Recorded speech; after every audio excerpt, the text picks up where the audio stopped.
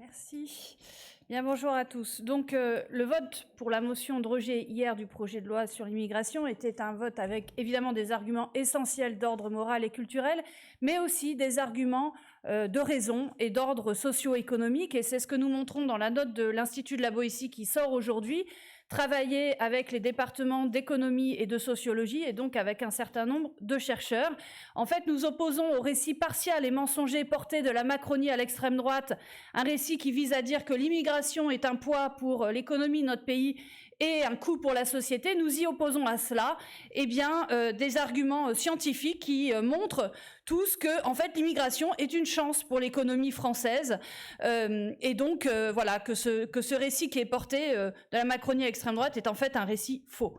Premièrement, la littérature scientifique montre qu'il y a une contribution positive des personnes immigrées aux finances publiques, tout simplement parce qu'elles contribuent davantage aux caisses de protection sociale et notamment aux retraites, puisqu'elles sont plus en âge d'être actives, alors que la population française vieillit, et donc ça permet de rétablir le ratio actif sur retraités.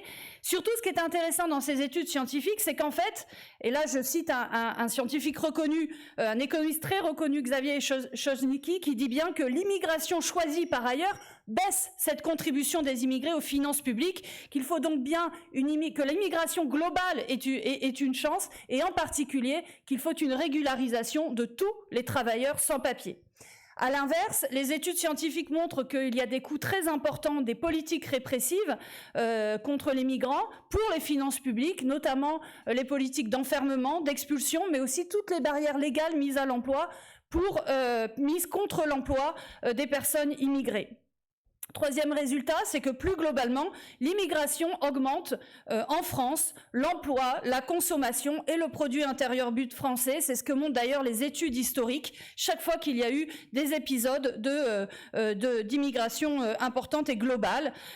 Enfin, je dirais qu'il y a ce que montrent les études scientifiques, ce sont des effets positifs très forts de réputation de la France à l'étranger et d'innovation dans les collectifs de travail des migrants. Enfin, sur les droits sociaux et les revenus, la régularisation de tous les travailleurs sans papier profite à tous les travailleurs. C'est ça aussi que montrent les études scientifiques. Et pour finir, l'aide médicale d'État, elle a des effets très bénéfiques pour la santé de toute la population française et donc des effets socio-économiques bénéfiques également. Je finirai en disant que sur un plan socio-économique, nous avons intérêt à l'immigration de façon globale.